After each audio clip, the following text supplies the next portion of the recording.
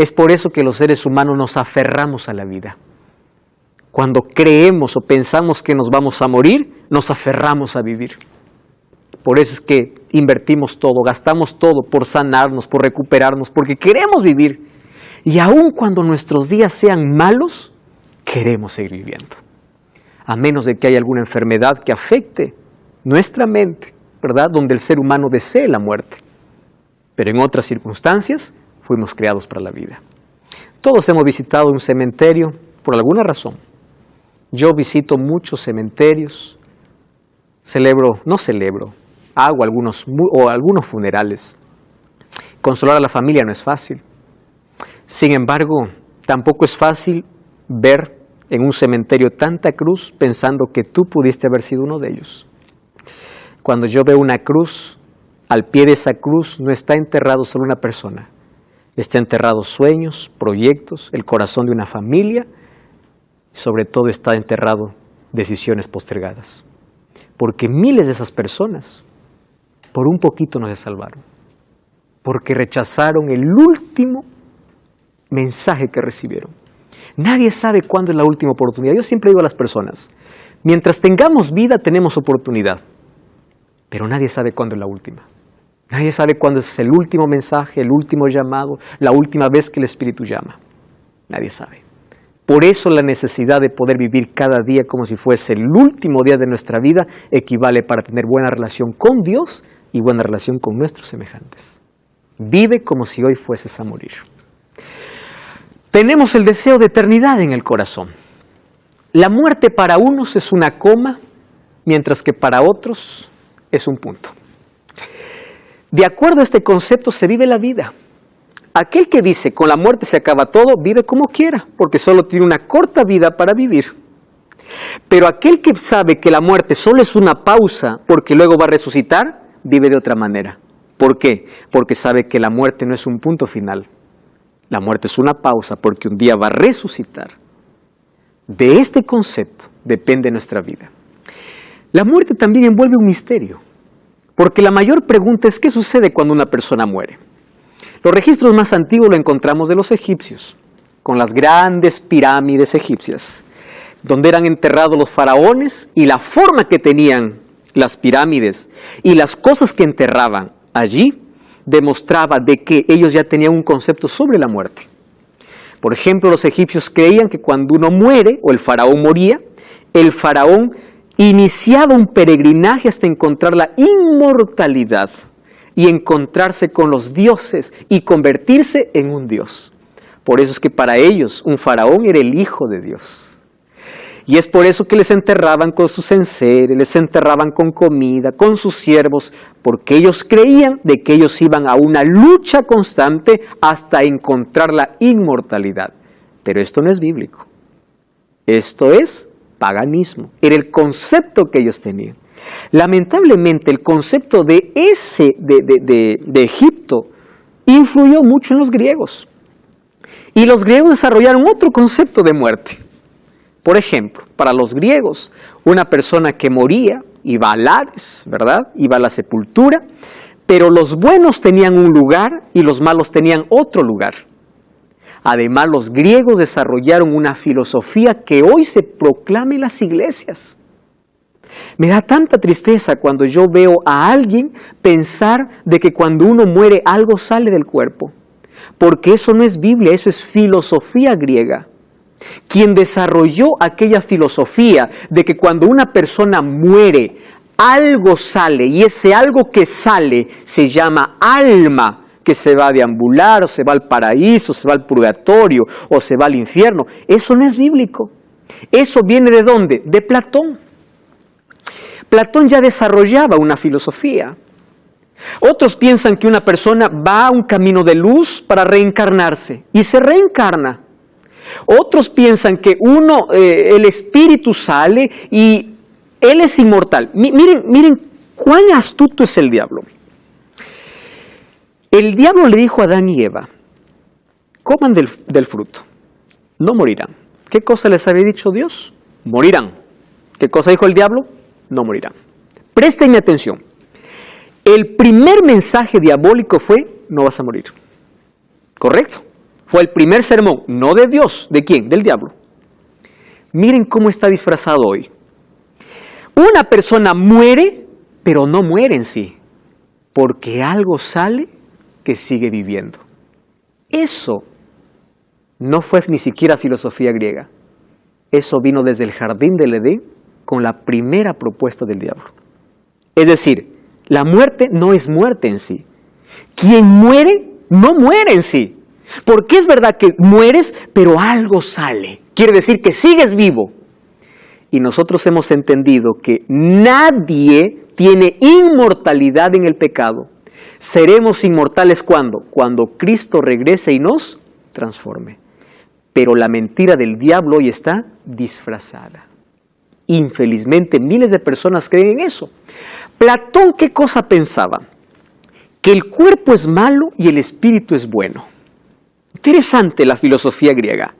Y más bien decía que cuando el ser humano muere, el alma o el espíritu sale, y el espíritu que es bueno va a un lugar bueno. Y el cuerpo va a la sepultura, a descomponerse. Él decía, el cuerpo es la prisión del alma. Ojo, eso no es Biblia. ¿Qué cosa es? Filosofía. Nosotros sabemos que los griegos influenciaron mucho, especialmente en nuestro mundo occidental. Ahora presten atención. Lamentablemente en muchas iglesias no se predica Biblia sino filosofía griega. Por el concepto que se tenga sobre la muerte o qué sucede cuando una persona muere. Ahora, Hollywood con sus películas nos muestra que la inmortalidad es real. ¿Ya vieron ustedes? Incluso sesiones espiritistas están basadas ¿en qué? En que la persona no murió, sino que está en algún lugar. ¿Comprenden? Eso es espiritismo. Y no me digan que el espiritismo forma parte del cristianismo. Pero cuando uno cree que el alma sale, ¿qué cosa está creyendo? Está creyendo que yo puedo comunicarme con los muertos. Y según Deuteronomio capítulo 18, versículo 10 al 12, comunicarse con los muertos es abominación a Jehová. ¿Por qué es abominación? Porque no te estás comunicando con un ser que perdiste. Es Satanás mismo quien está tomando la forma para hacerte creer. Por eso que hay personas que dicen, no, yo lo vi, hay apariciones, yo escuché su voz y era igualita. ¿Ustedes recuerdan que un día Saúl fue a una pitonisa de Endor, a una bruja, y le dijo, quiero que me hagas venir a Samuel? Y la bruja le dijo, yo veo espíritus que suben. ¿Cómo que suben de la tierra? Y dice, sí, y le dio las características, a él es a quien yo busco. La sesión espiritista ya viene desde muy antes. Es por eso que Dios prohibió a su pueblo y le dijo, ustedes no consultarán a los muertos. Y en su palabra nos dejó claro cuál es el estado de los muertos. Ahora fíjense una cosa. El primer sermón de Satanás fue, no morirás. Y ese sermón diabólico, lamentablemente se está predicando. Se cree a través de tradición, a través de filosofía, o a través de predicaciones incluso de algunos. No vas a morir. Cuando alguien muere, no muere. Su alma sale. Está en el cielo, mirándonos desde el paraíso. O está en el tormento, está sufriendo.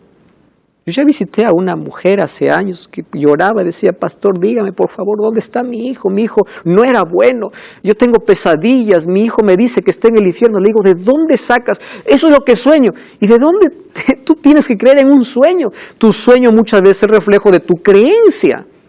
Pero tú tienes que ir a la Biblia y la Biblia te saca de esa esclavitud.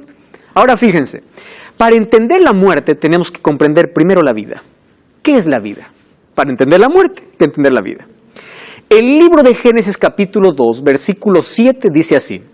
Jehová Dios formó al hombre del polvo de la tierra, sopló en su nariz aliento de vida y fue el hombre un alma viviente. Présteme atención acá. La palabra alma viene del hebreo nefesh. ¿Qué cosa es nefesh? Nefesh significa vida, persona, ser vivo. Eso es en el idioma original. Nefesh. Vida, persona, un ser vivo. La palabra espíritu es la palabra ruah. Esa es la palabra en hebreo. Ruah. ¿Qué significa ruah? Aliento vida.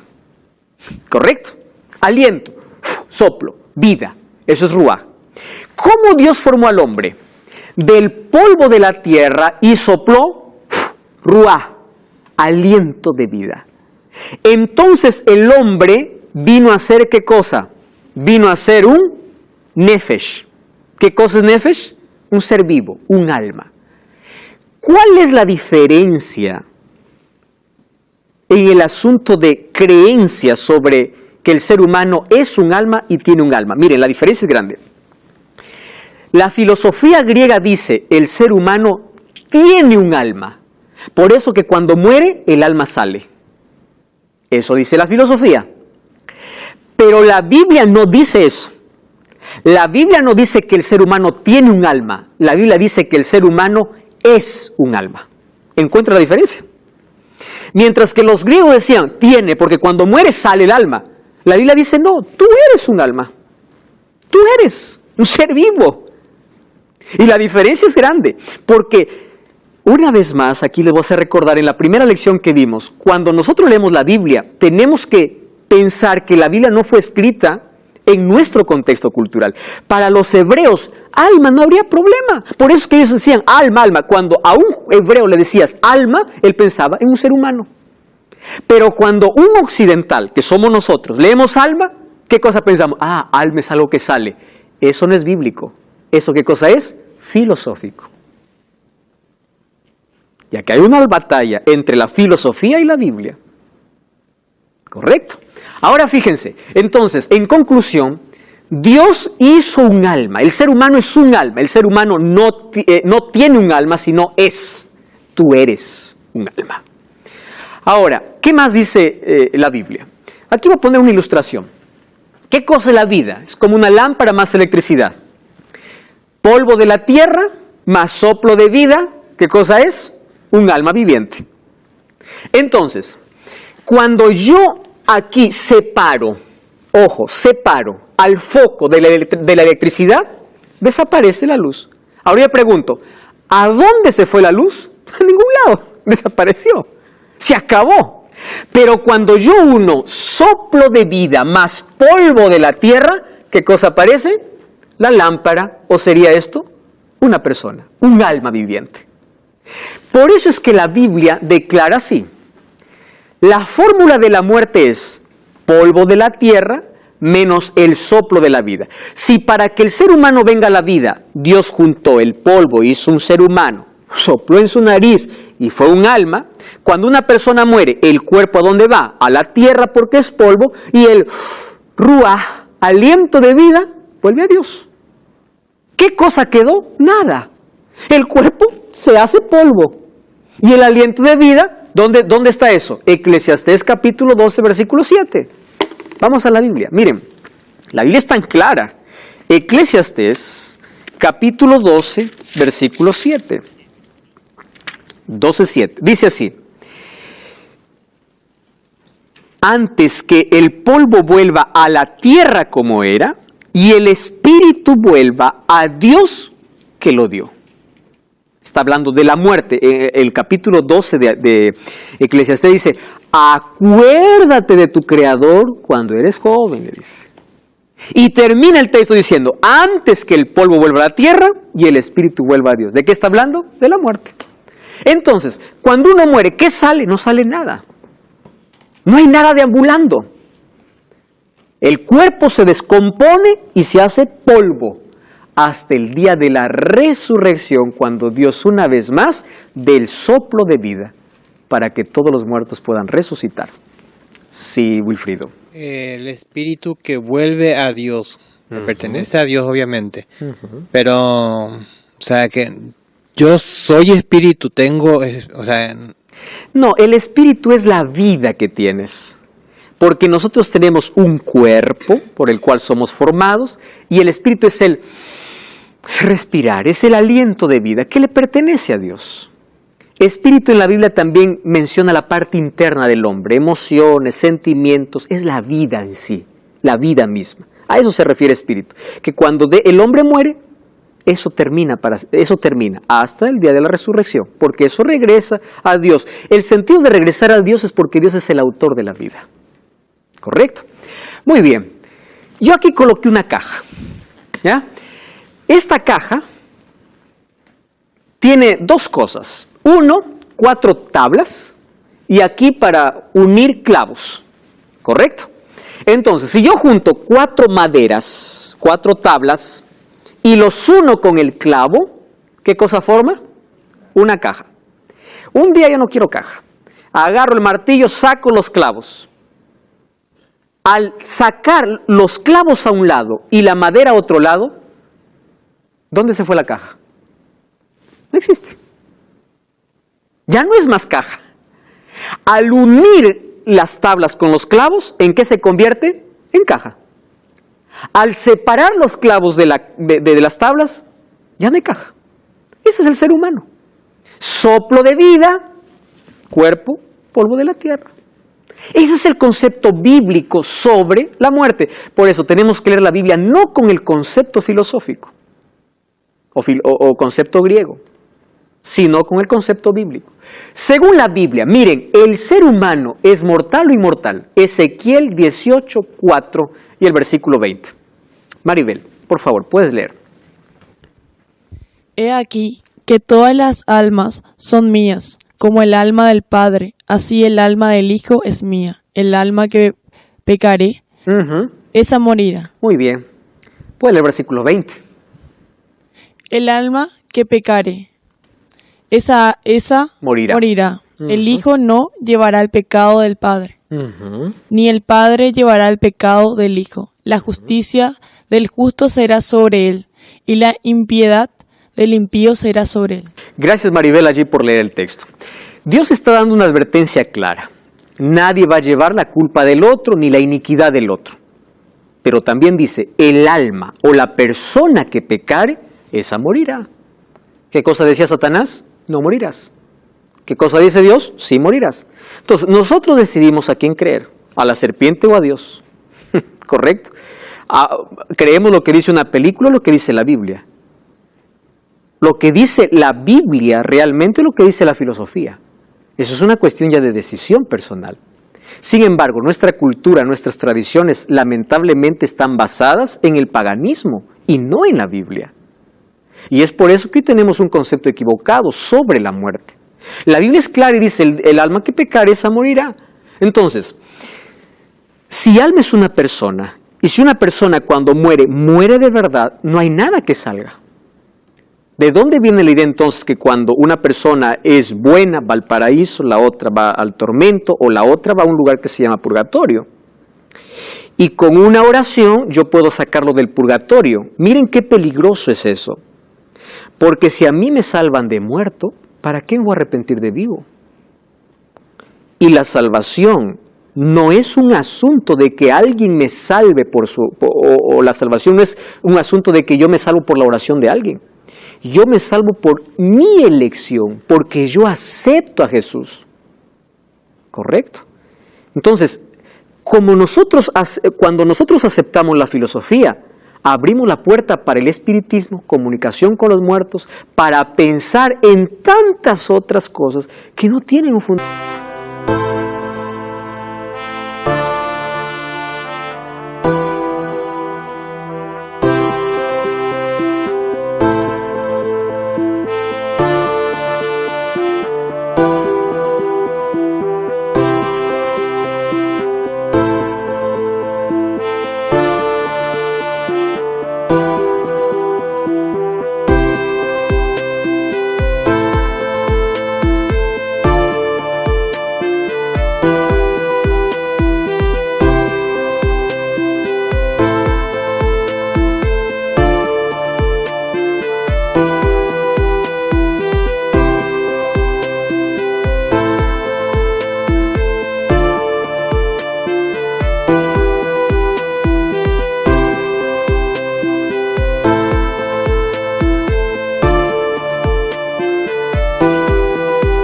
Fundamento bíblico.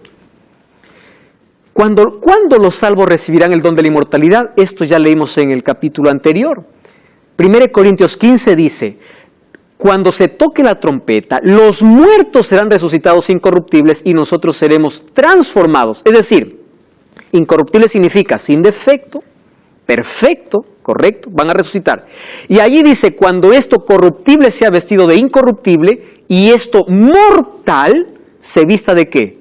De inmortalidad. Quiere decir que antes de la venida de Cristo no existe inmortalidad.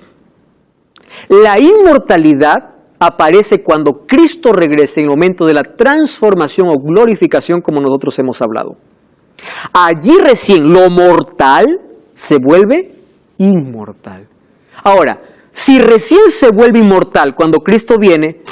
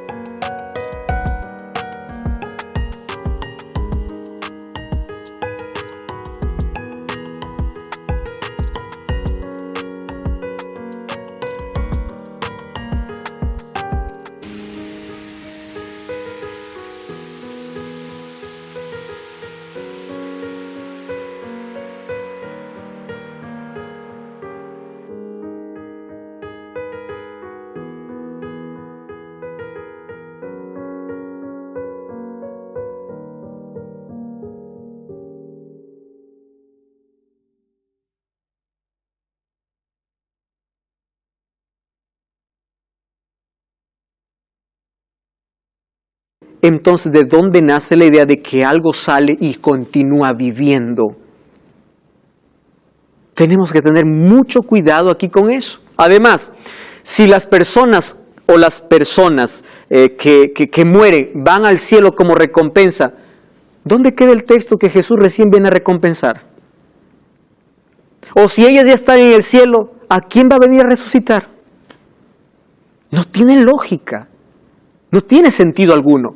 Ahora fíjense, y de allí viene la promesa, ¿verdad? Y cuando este corruptible o esto corruptible se haya vestido de incorrupción, esto mortal se haya vestido de inmortalidad, se cumplirá la palabra que está escrita, sorbida es la muerte en victoria. Maravilloso. Ahora, ¿qué sucede después de la muerte?